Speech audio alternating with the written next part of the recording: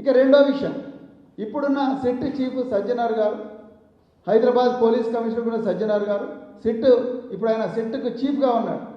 ఇప్పుడు రెండోసారి ఏర్పాటు చేసిన సిట్, పొలిటీషియన్లను వేధించడం కోసం ఏర్పాటు చేసిన సిట్ ఏదైతే ఉందో ఆ సిట్కి ఆయన చీఫ్గా ఉన్నారు.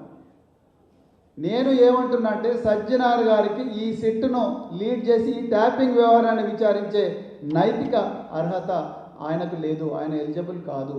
ఎందుకు? ఇదే సజ్జనార్ గారు 2015లో ఇదే ప్రస్తుత ముఖ్యమంత్రి రేవంత్ రెడ్డి గారు టీడీపీ ఎమ్మెల్యేగా ఉన్నారు. మరి ఆనాడు ఎమ్మెల్సీ స్టీవెన్సన్, ఎవరైతే స్టీవెన్సన్ ఉన్నాడో స్టీవెన్సన్కు 50 లక్షల నోట్ల కట్టలు ఇచ్చి ఓటు కొనుక్కోవడానికి, ఎమ్మెల్సీ వేం నరేందర్ రెడ్డి ఎమ్మెల్సీ కోసం ఓట్లు కొనుక్కోవడానికి లంచం ఇస్తున్న కేసులో పట్టుబడ్డాడు.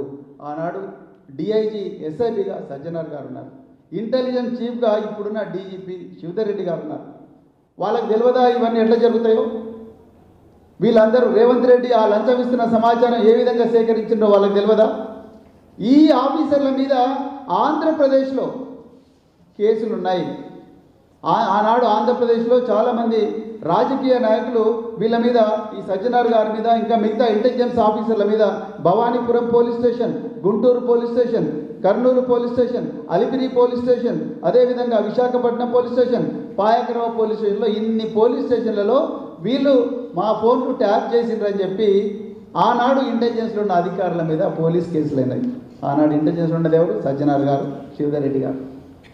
ఇప్పుడు ఆయన సజ్జనార్ గారు కమిషనర్ ఆఫ్ పోలీస్ అయినారు, శివధర్ రెడ్డి గారు డీజీపీ అయినారు.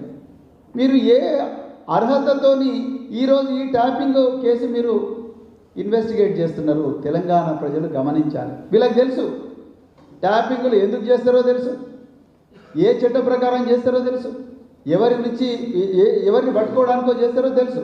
అయినా కూడా వీళ్ళే కేసులు ఎదుర్కొంటున్నారు. వీళ్ళు ట్యాపింగ్లు చేసిండారు. వీళ్ళు వచ్చి తెలంగాణలో మళ్ళీ ట్యాపింగ్ కేసు ఎట్లా ఇన్వెస్టిగేట్ చేస్తారు?